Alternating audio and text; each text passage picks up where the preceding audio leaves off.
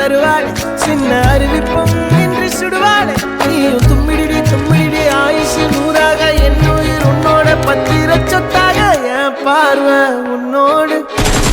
உண்மை கண்ணோடு பேசாமல் உன்னோடு நாம் மிதந்து போவோம் காதாரா அடியார்